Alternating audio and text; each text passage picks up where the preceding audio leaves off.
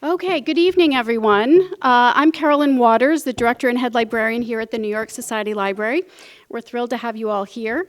As we begin, we acknowledge that the library stands on the traditional lands of the Lenape people and other indigenous peoples to whom we pay respect. If you're new to the library, first I'd like to say welcome. Thank you for being here. We are the oldest library and cultural institution in New York City, founded in 1754. I'll do the math for you because I can't do math in my head.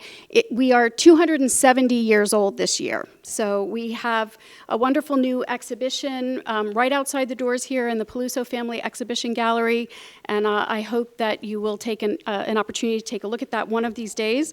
The exhibition focuses on our earliest book collection, as well as our founders, and the sort of contradictions inherent in their idea for a library founded on Enlightenment ideals and their own lives, which were in some ways divergent from that.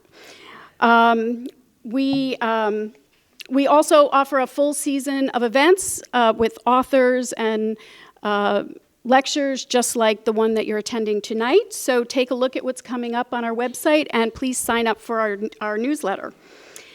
One last point I want to say, we are open to all. And so, we have a public reference room that's open to anyone. Membership is open to all who want to join us. And that will give you access to our 300,000 books in our circulating collection, beautiful reading and study rooms, a children's library, and many other services. So we would love to have you join us. Also, we're open 7 days a week, which most libraries can't say these days. A reminder that we are recording and live streaming tonight's event and taking photographs. So if I could ask you to silence your phones, that would be really wonderful. Thank you very much. Now, we are truly honored to have Lucy Sante with us this evening. Personally, I can say I'm a big fan. I've been reading her work for a very long time. Her books are very popular here among our readers ever since the modern classic Low Life was published in 1991, and we just learned here that she had done some research for that book here in the library, which is very exciting. And we will be talking about that till the ends of time, I think. That book is also checked out right now, so it's a perennial popular read. Her other titles include The Factory of Facts, Kill All Your Darlings, Folk Photography, one of my personal favorites, The Other Paris, Maybe the People Would Be the Times, and 19 Reservoirs. Her many honors include a Whiting Writers Award, an award in literature from the American Academy of Arts and Letters, a Grammy Award for album notes for the Anthology of American Folk Music, an Infinity Award from the International Center of Photography, and Guggenheim and Cullman Center Fellowships. She recently retired after 24 years teaching at Bard College. Ms. Sante's new book is, of course, I Heard Her Call My Name, a memoir of transition. The reviews have been universally stellar, peppered with words like joyful, profound, a treasure, funny, warm, timeless, elegant, striking. But I think this review from the Boston Globe says it all. Sante's bold devotion to complexity and clarity makes this an exemplary memoir. It is a clarion call to live one's most authentic life. Joining Ms. Sante tonight is Cynthia Carr, author of the new biography, Candy Darling, Dreamer, Icon, Superstar, which is also checked out right now. Ms. Carr's other acclaimed titles include Fire in the Belly, The Life and Times of David Wojnarowicz, winner of the Lambda Literary Award and a finalist for the J. Anthony Lucas Book Prize. She wrote Our Town, A Heartland Lynching, A Haunted Town, and the Hidden History of White America, and On Edge, Performance at the End of the 20th Century. Candy Darling has been called monumental by The New Yorker, compassionate and meticulous by the New York Times, and thrilling by the Los Angeles New Yorker. By the Los Angeles Times. I just created a new publication. So welcome, Cynthia and Lucy.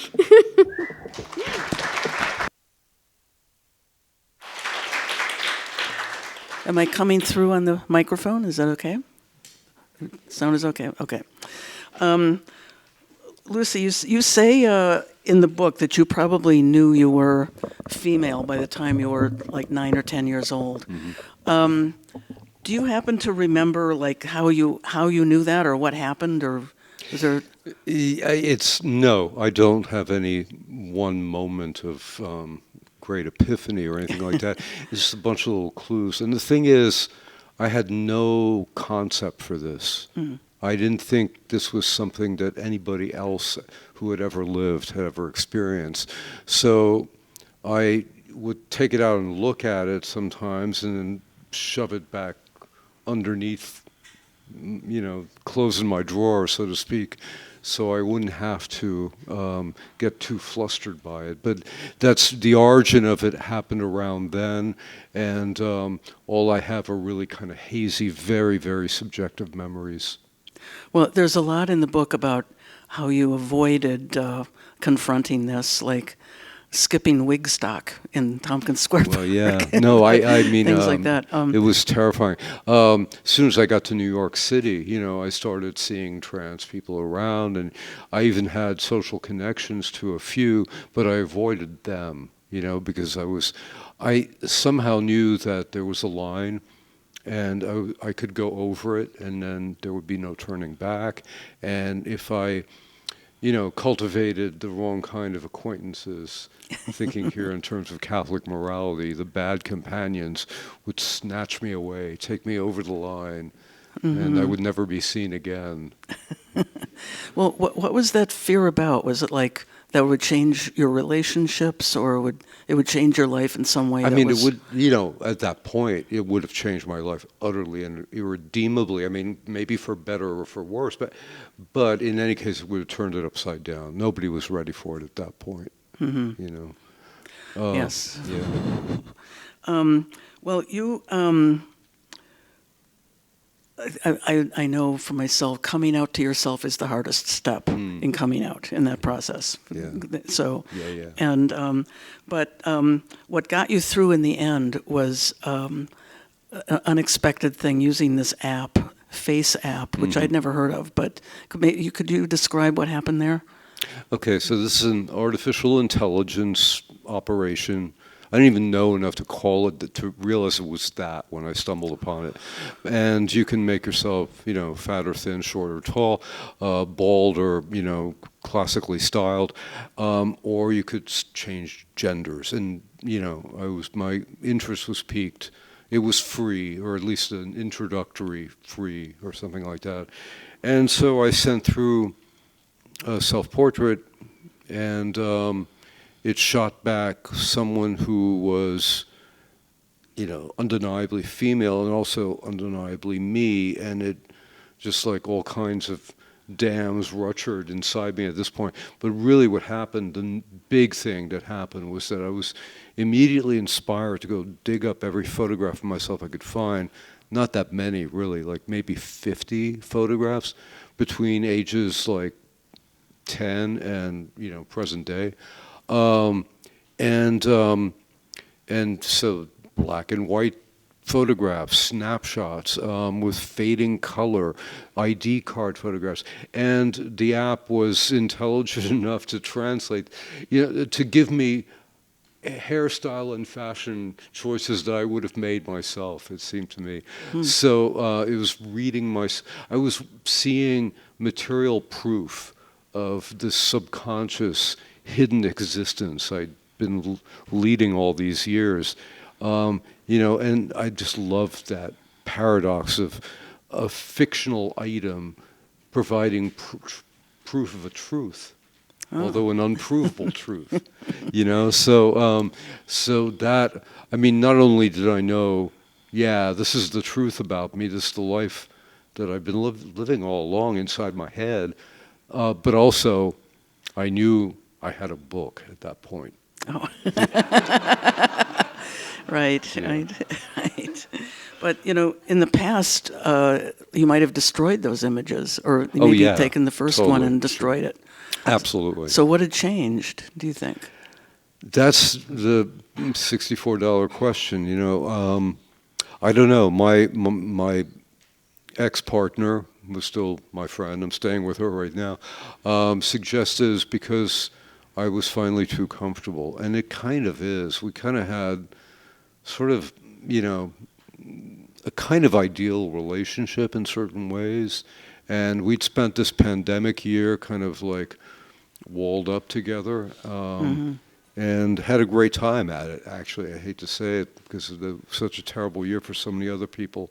That could well be it. I was finally comfortable enough to do it. That makes sense. I mean, she said, felt too comfortable. I don't know about that, but it felt grounded enough for once that I could actually take on these fears, as opposed to being like alone in the world and sensing a void out there, Well, the book is filled with these pictures of the, Lucy through the years. There are 11 of them, by the way. Okay. And there's one photograph which later editions, as well as the ebook, have corrected a picture on page 118, which is my girlfriend in college and not me. And I thought it'd be obvious it's her because she's discussed on the facing page, but I have to make that correction every time. And then there's some photographs unaltered from my youth, my early youth, and then some more or less present day selfies, which are also unaltered. Do you ever think about, Lucy at that, age 23, what would my life have been? Does it? All the time. Yeah? All the time. It's such a massive imponderables. At age 23, how would I have known about it? How would I've gotten access to that world? Because I was so ignorant that I didn't even know about hormones really until the internet. Because I'm an ignoramus when it comes to scientific matters. So I would not have known which way to go, really. I like to contrast my life with that of a recent friend I've made who, she came out to me on Instagram, and she is my age, but she transitioned in the early 70s because her family was medically well connected. They got her to an endocrinologist, and she's been stealth ever since. That means that I am one of 2 people besides doctors who know she's trans. And that happened to a lot of trans women over the years, just dissolved into the mass population. Because back in, say, the 60s, 70s, the trans people just weren't visible. Right. There was Christine Jorgensen who had the big... the entertainers, Coccinelle in Paris, et cetera. And that was it. And there were I'm really fascinated by the phenomenon of these drag clubs, of which there was one in every city, and the clientele was not gay men. The clientele was truck drivers. You mean like Club 82 here, or?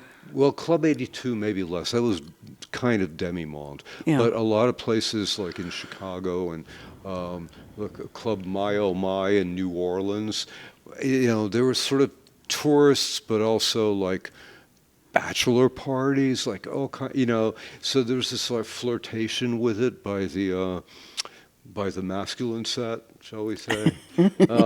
Anyway, and many of the performers at these clubs were not, maybe they would have transitioned in a different time and place, but they presented as gay men who just got into costume, basically. Right. And of course, it was illegal to wear... in many places it was illegal, the carnival laws. To wear a dress if you were born a male. You could go to jail. Oh, yeah, there's all those Ouija photographs. Yes. Yeah. Yes. So I know I found a piece that you wrote about an image that's in my book about Candy Darling. And it's actually a collage of her. She's lying down. It's actually, I think it's a sexy photo Oh, when it comes yeah. right down to it, you know. Yeah. And it's her naked, except it isn't her. It's her up to about her belly button, someone else's legs, and then someone else's penis. Mm-hmm. But and she has this very alluring look on her face, and it's not something that I'd seen before I did the research Yeah, on I'd my never book. seen it. I had I found it then, and had to do some research to figure out, what the hell is this? But you said that it would have shaken me to my roots if you had seen it earlier, than now. Totally. I mean, because I was speculating about the fact that maybe I know that pages from that magazine were shown at the famous Information Show in 1969, the Museum of Modern Art, which I spent like multiple days at because I had a friend whose grandmother worked there, so we got in free, and I was absolutely fascinated. This was the big declarative show of conceptual art at MoMA, and there was some kind of display where they rotated pages from this magazine. But I wonder if they would have shown that image in the context of that time, though. Yeah. 1969, who knows? Yeah, it's X-rated.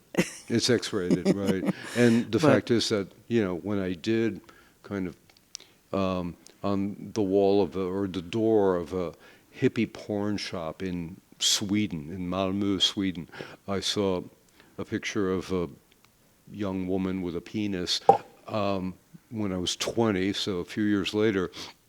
I was shaken to my roots. I didn't know what I was looking at. I was addled by this picture. I mean, you were disturbed by it, or? Well, disturbed, and and I mean, I was just like, kind of lost. Really, I had no idea. Like, I didn't know this could exist. Yeah, Or it like was an impossibility. It was a hippogriff. Right. Yeah. Right. One thing that you talk about in the book is this idea that, like, do I deserve to be join the ranks of women? Yeah. Yeah. Could you say something about that? Well, I mean, this is something that I contend with every single day, even now, which is feeling like a fraud. It's, there's the general term gender dysphoria means one thing, but when people say, I'm having an attack of dysphoria, what they mean is essentially imposter syndrome concerning gender. And I mean, I face that, probably, I don't know, 18 hours out of every 24. I especially coming to it so late in life, it's so weird. I just turned 70. And so I'm 200 years younger than this library. And but that's only 200 years, and so it's very strange. I mean, do I have the right to call myself a woman? Is a subject that question that recurs. And I can rationalize it. I can explain it to myself. The emotional impact remains. Right, and you have to figure out, how do I present myself as a woman? And you Right. went through that. Yeah. But I don't know. I guess I've thought about that too. I mean, I'm a lesbian. Mm-hmm. I'm not feminine. I don't, I'm not the right kind of woman. So, but I don't worry about it. Yeah. Well, you were born into it. See, that's the thing. I mean, Yeah. it's Well, you were born into it. Well, I was, yeah. But, part of it is that I live in, I have, being old means that I have quite a lot of friends I've had for 40 or 50 years. And a few of those friends are gay, male and female. But mostly it's cis-het people. I live in a cis-het world, And so around my friends, I'm, if I feel like that I'm usurping privilege when I'm among women, among my friends in general, I can feel a certain kind of embarrassment, because I'm the odd one out. There's nobody else remotely presenting the way I do in this crowd, Have you noticed a difference, like, out in the world, going places now that you're presenting as a woman instead of a man, that you get treated differently, or? Not too much, really. A little bit. It depends. I do know that in French-speaking countries, over the last 2 years, I've graduated from going into a store and getting "Bonjour, madame," and "Merci, madame," until I open my mouth, and then I become "monsieur." And now I seem to remain madame throughout the exchange. So something has happened. I'm not sure what. Yeah. Well, that's good, I think. Yeah. Did you have, when you were going through, starting your transition, did you have women you thought of as role models of like, I want to be like that person or anything like that?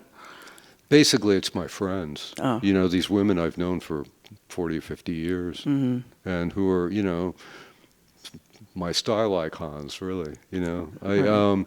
And because, yeah, sure, I can look at pictures of famous actresses or models in magazines and say, I aspire to that, but come on, you know. But these women who wear the patina of age but do it with defiantly, you know, were definitely going to be my models. That's good. Because I always think, well, if you're a woman, you know, a question that has come up for me, do you have to be feminine? Right. I think no. Yeah. But so I think whatever you are as a woman is what you are. Yeah. It's like You know, and I'm to broach a perhaps uncomfortable subject, I'm not having anything done. And the one thing I was going to do was Mount Sinai has voice operations, proprietary glottal tightening. And I'd signed up for this and waiting for my date to come up. And the day I got my date was the same day that I was scheduled to record my audiobook. So the cows are out of the barn now, you know, so Wow. here I am. Yeah. Boy, okay. This is your 10th book, I think. More or less, yeah. Was writing this one different from writing the others? Yeah, it was like 8 times as fast. I wrote it. I've never written this way before. I would get up in the morning and write, break for lunch, break for dinner, and have to stop myself at about 2 a.m. I don't write like this at all, and so the book took me about 2 months to finish. Wow. And the only real editing was I do this in any case, but there was no redrafting of anything. I just eliminated words, which is my favorite sport, is cutting. Yeah. I know that when you're writing, maybe not this book, because this is a particular case, but I know for myself, I just forget that I'm a woman when I'm writing. I don't feel gendered. Exactly. Neither do I. No. Okay. Absolutely. Yeah, when I'm in not just writing, but also in the world of speculation, imagination, it's outside myself. Yeah, but maybe for this one it was a little different Yeah, because of the subject. Yeah. Right. This is kind of a weird question, but I've wondered about the cover of your book. And did you choose the image or designer? I did. You chose it. They gave me design credit. This is the third of my books I've done the cover, and it's the first time I've gotten design credit. And I knew to begin with that I wanted a picture by Deborah. Well, first of all, my publisher sent along like 50 bad designs, and they were like bright colors, mostly text-based. They look like children's books. They look like every other book. It's a good thing there aren't really bookstores because you could see that so many covers look identical. It's insane. Right. So I wanted to do my own cover, and I knew I wanted to use an image of, a figure, a person.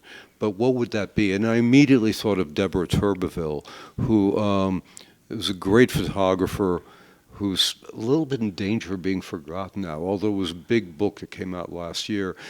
She operated on the fringes of the fashion world in the 70s. She also did this amazing book called Unseen Versailles with Jackie Onassis as her editor.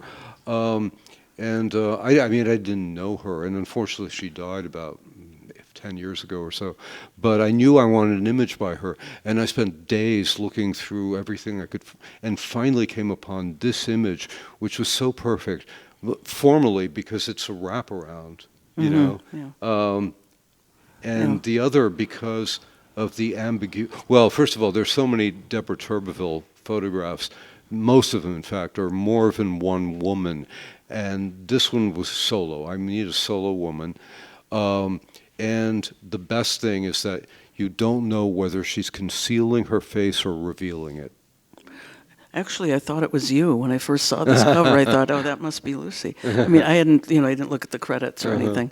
So, but it speaks to you in some way. Yeah, that it's it like does. Yeah, that it's that ambiguity or whatever. Yeah. Or the going like, oh my God. yeah. That's what it seems like it's Right. saying. That's what it seems like. Stifling a scream, yeah. Is there anything else that you would like to talk about here? Golly.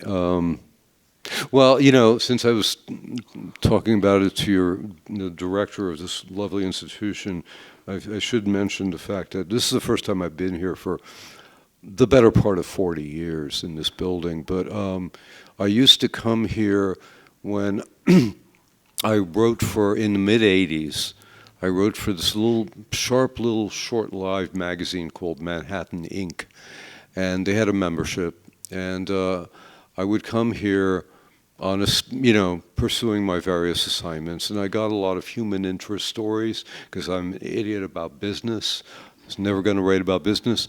And my assignment one time was exploring the mystery of the exploding manhole covers, which is a real problem. You know, I don't know if you must, if you've been a New Yorker for a while, you remember this. They would occasionally shoot up 10 feet in the air and destroy a few parked cars on the way down. Sometimes pedestrians were injured by them. And I'm not sure I exactly delved into the problem of, it was something to do with road salt corroding pipes and steam suddenly bursting out. They seem to have more or less gotten it under control. But anyway, I did trace the phenomenon back to at least a Hart Crane poem from the mid-'20s in which he mentions this. But it was in going through the unbelievable New York section, which was on one of the lower floors of Stax here, that I saw memoirs by volunteers during the draft riots. They had corruption inquiries led by churchmen in the 19th century. All this stuff, I was just astounded. And I'd been thinking a lot about the city because I was disturbed already in the 80s by the changes that were coming. And then, this is the kind of thing that could only have happened in human history back then, that publishers would actually say, we like your writing, which we've read in magazines. Would you like to write a book for us? And what would you like that book to be about? And I blurted out a history of the slums. And it's entirely because of that vision of the New York Society Library section on New York. So my thanks to this great institution. You know, one other thing. Do you think of yourself as a feminist? Yes, absolutely. No question about it. Okay. Yeah. And maybe you always have, in a way. I mean, really, yeah. And certainly when I first encountered feminists and their arguments, which really coincided, the second wave feminism was going on in my late high school, early college career, and it all made sense to me, you know. I never, even though I perforce considered myself a male, I never identified with males. I never thought they had any particular claim. Yeah. I know one thing that I have a big file I'm keeping on this. All the attacks on transgender people going on, really in about half the states in the union at this point. It's like 24 at this point. And they're starting with the kids, but I don't think it'll stop there. No. And I mean, I don't know what to say about it actually, but Yeah. but I think right-wingers are really good at picking scapegoats. I mean, I don't know if they're specifically to blame, but it reminds me of this a documentary I saw on one of the streaming channels not long ago about this institution that has some really vague name, like the Institute or something like that. And the one public thing they ever do is host a national prayer breakfast, which has been an institution since the McCarthy years. No coincidence there. Right. And what they do is they send out emissaries to dictators of troubled regimes. Like they did this in Uganda, and they offer them, well, look, we're going to make you a Christian. This will absolve all your sins. In the face of the world, you'll suddenly be a reformed dictator. But meanwhile, what you're going to do is clamp down on homosexuality. Yeah, And this has had amazing results in the third world, in these societies that never previously discriminated against that stuff, maybe. And it's something like that. There's some operatives who are like working on this. The fact is that in the more liberal states of the Union, things are much easier than in any of the rest of the world, with a few exceptions. Actually, Belgium and Spain, I know, are like okay. And there are probably some other countries too, but like France is not cool. France is very, very male supremacist, for one thing. And that's the link, of course, because that's what, you think, I mean, who could possibly be threatened by the existence of trans people, right? It's not possible. Well, wrong, because it makes nonsense of male supremacy. Once you have blurred lines, once you have deserters, then it doesn't exist. It's poof. So they, in order to keep power relations what they are, they have to enforce this cultural line. And it's going to mess up a lot of people's lives, even worse than they were before. Yes, yeah. I know I covered the last culture war when they were attacking performance artists, people like that. And then it's like, how many people in America have ever seen performance art? You pick the things that people are ignorant about. They just don't know about it. Right. And you can lie about it easily. Right. Just like I think it's the same thing now with trans people and all the ridiculous ideas about how these are men who they're wearing a dress so they can go into a girl's bathroom and attack somebody. I mean, what? Yeah. It's absurd stuff like that. It's, it's all based on like two movies, The Silence of the Lambs and the Brian De Palma Dress to Kill. Oh, yeah. The crazed trans killer, which as far as I know, I mean, have there been real life equivalents? Search me, really.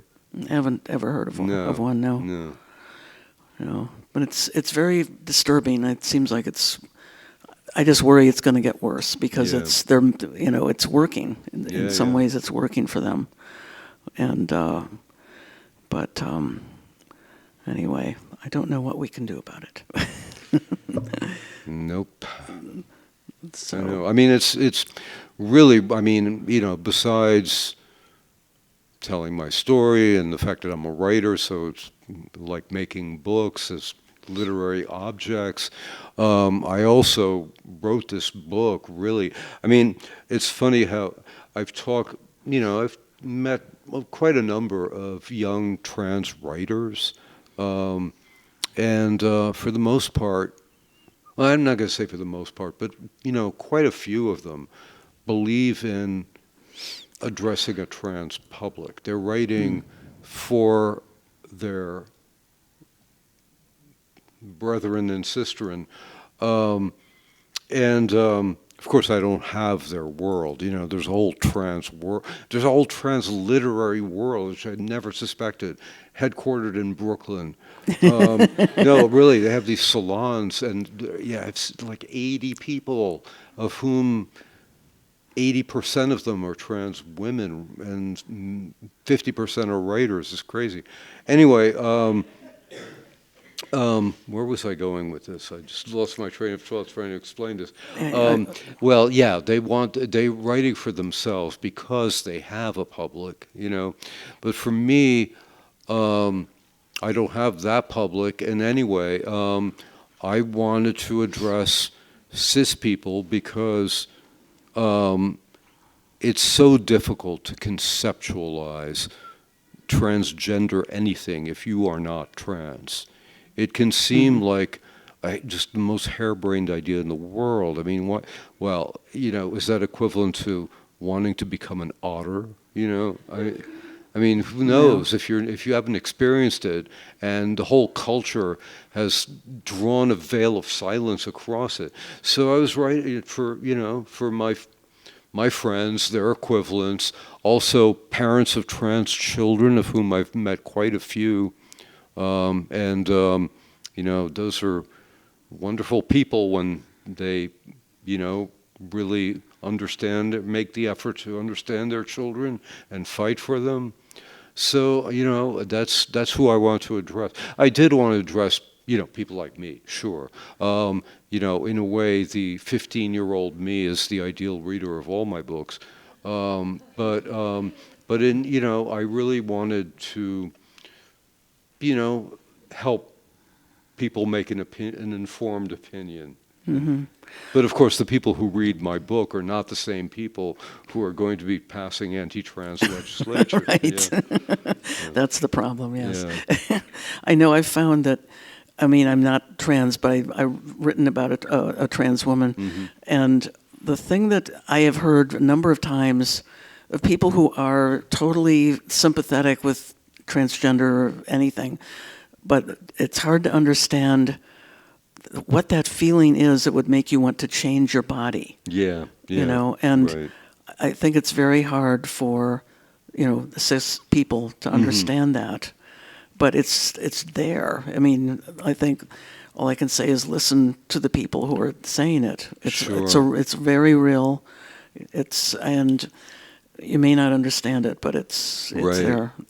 But it is hard. And of course, a pre-qualification for understanding is to understand that the genders are just not fixed absolutes. Yeah. And nobody is completely one thing or the other.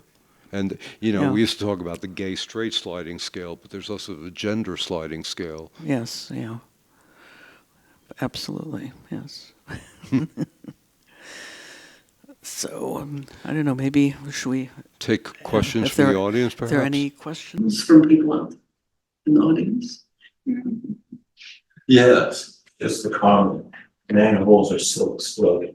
I'm sorry. Manholes are still exploding. Manholes are still exploding. Oh, yeah. Oh, really? That was information. Thank you. Okay, so you're a woman now. I'm a woman. We meet, we form a friendship.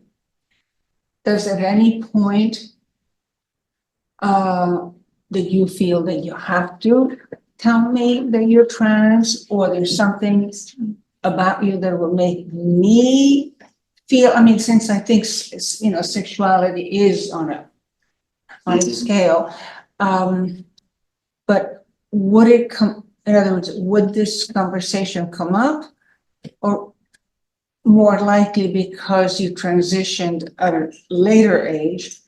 And would it ever come up, let's say, if you were a 15-year-old who became a girl? Right. And then continue being a girl? Yeah, it's a very different experience in so many ways because, you know, here I am, I have an established life, you know, I have, if you're coming out in your teens or 20s, you will want to remake your life from the ground up.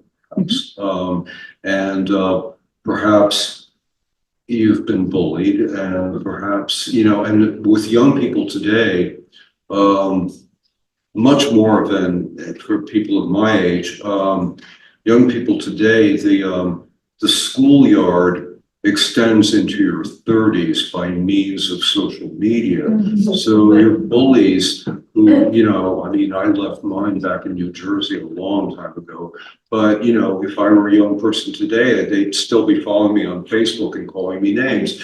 So if I'm in transition, then I want to make a complete change. I just want to, look, I may not be able to disguise the fact that I'm trans, but at least I don't want to give people clues to my past. But with me, of course, this is my 10th book. I wrote 8 of them as Luke. I can hardly deny that Luke existed, nor do I want that name to be banished, because there's still plenty of unsold stock in the market. So, naturally, if we meet, let's say we're stranded at the airport in Grants Pass, Oregon during a thunderstorm, I will probably within the first half hour tell you that I'm trans, because, well, it's easier than telling you I'm a writer and having you ask, what do you write about? That's a good problem. For you. Maybe for you, maybe not for me. That exchange. I don't know. Well, thank you very much for your presentation. I was just so interested in it. And I was quite taken by your comment that when you write, you really don't feel that you're writing as a member of a certain gender, that your writing and your thinking is gender free. I found that very enlightening, useful, and helpful. Thank you. Could you elaborate a little bit on that? Well, the first thing I think of is, it's Ralph Waldo Emerson's transparent eyeball, moving through the world, taking it all in. It depends. If I'm writing, a personal account, then I am inhabiting my role as speaker. If I'm writing about something that's outside myself, even something I might have experienced myself, but in which I'm not a player, then I'm an observer.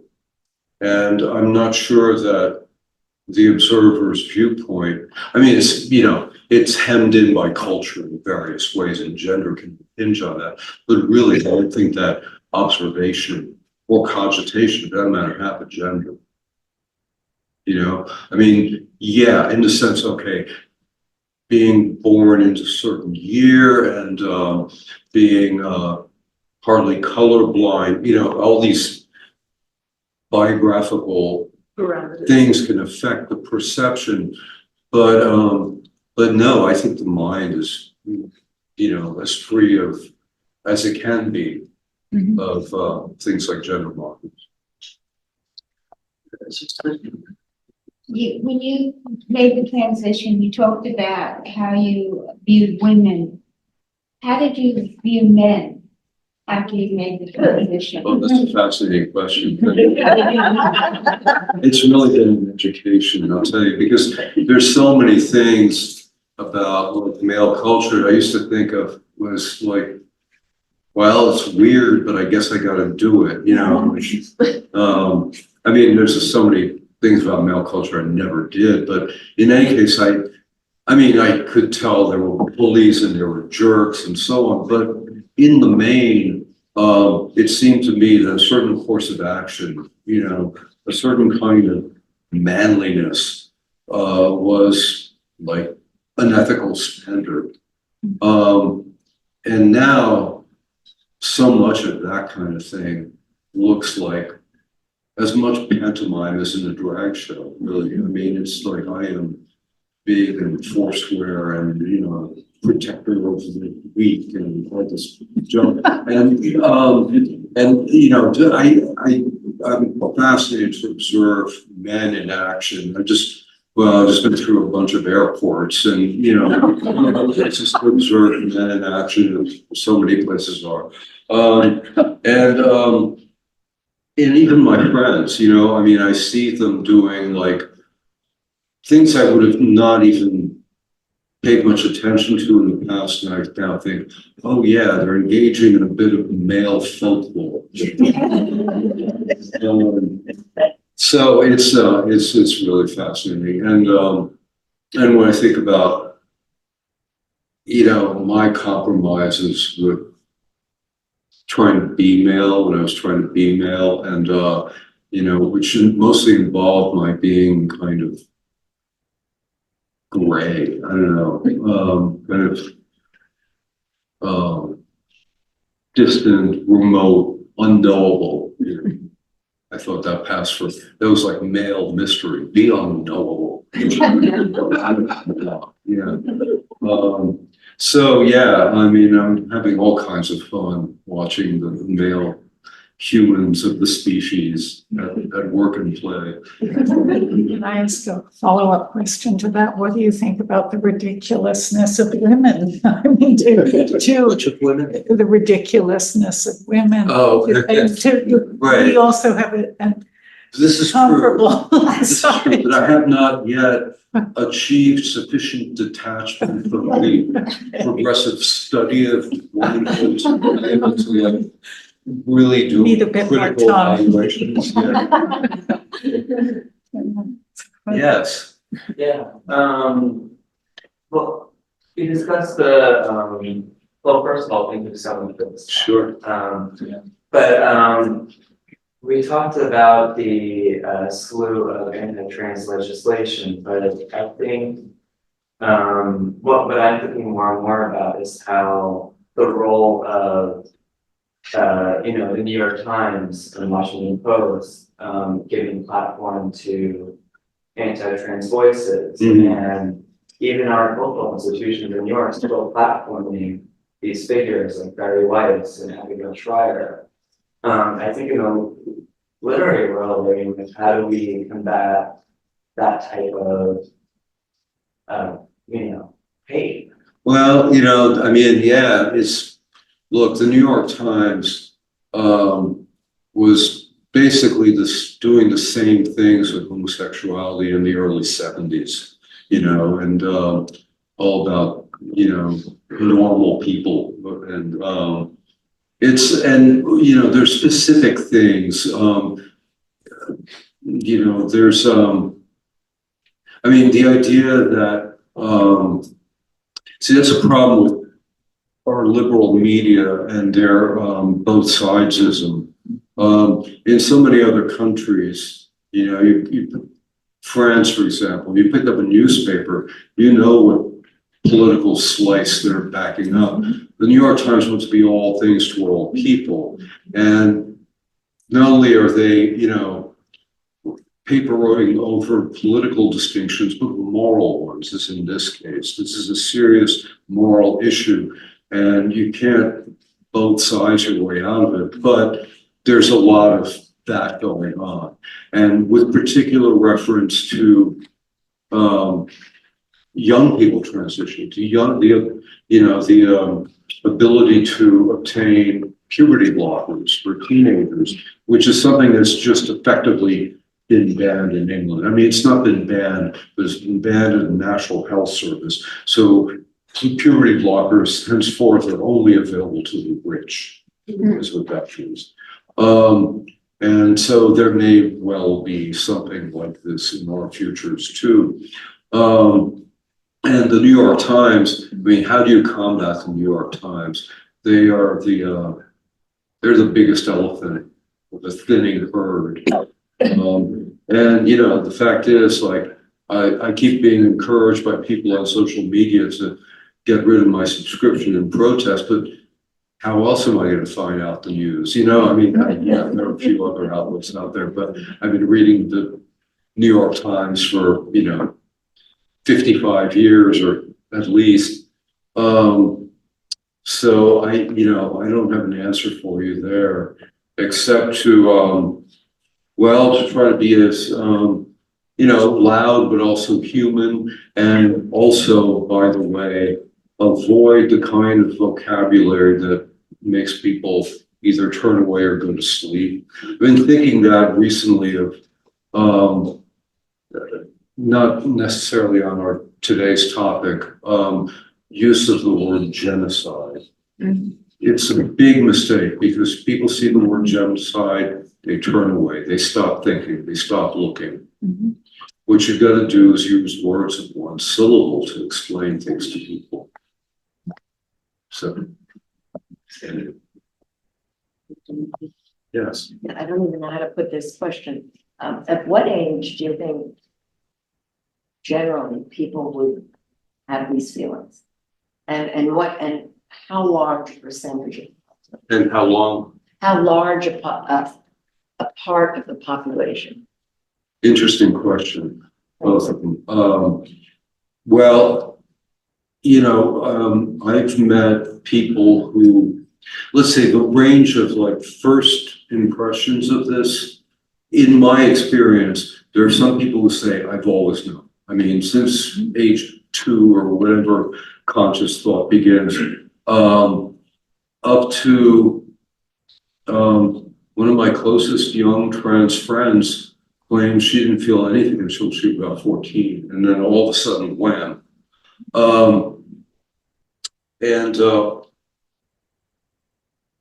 Wait, what was the second part of the question again? Well, I like what part of the population? Oh, how much of the population? Right. There's a fascinating piece in The Guardian about 3 or 4 years ago, and it was a conversation between a cisgender father and his trans son, who was on the spectrum, the autism spectrum.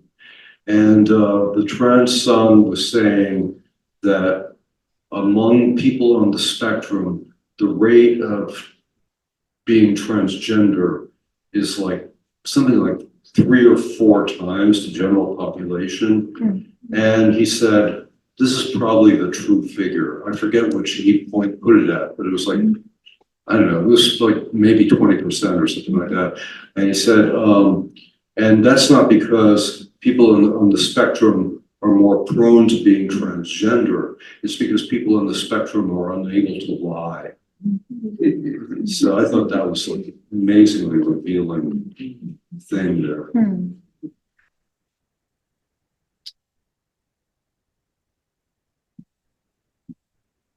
I have 2 questions, and you're welcome to take or leave either one of them as you like, but I wonder if you could talk a little more about the book's title. And also, I noticed you have an interesting tattoo on your right forearm. Is that recent or is that long-standing? Is there a story behind it? Well, I got 2 tattoos, actually. I'll show you both of them because the other one is right here. This is it's a cover by Francis Picabia for the 4th issue of the new series of Littérature, which was the literary journal that bridged Dada and Surrealism. So it's from 1922. And I always said, well, I'll never get a tattoo, but if I ever do, that'll be my tattoo. So as I was transitioning, I thought, well, I get tattoos. This one was, well, I was informed of this by a rare book dealer friend who had a copy of the first book of poems in which this image appears several times.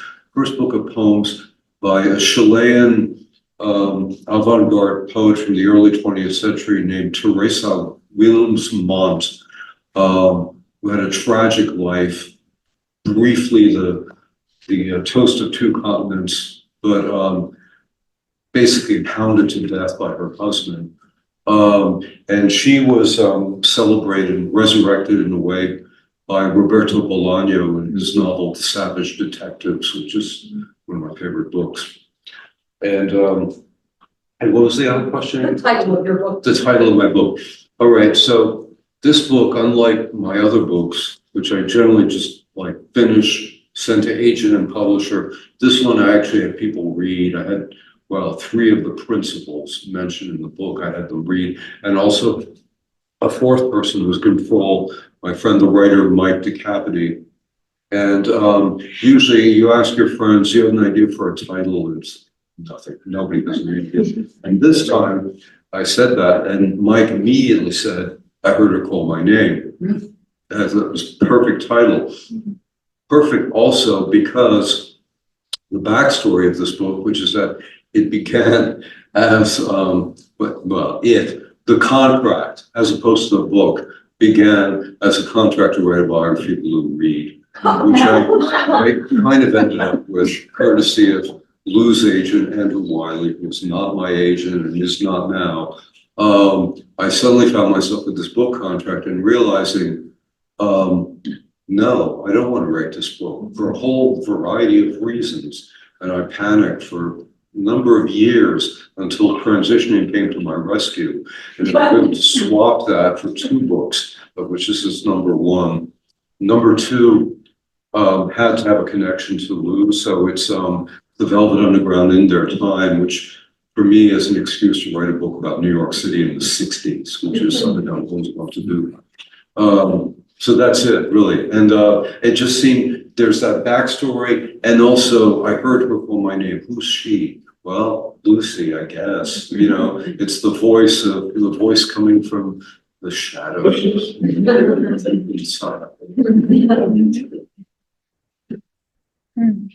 Thank you very much. Thank you.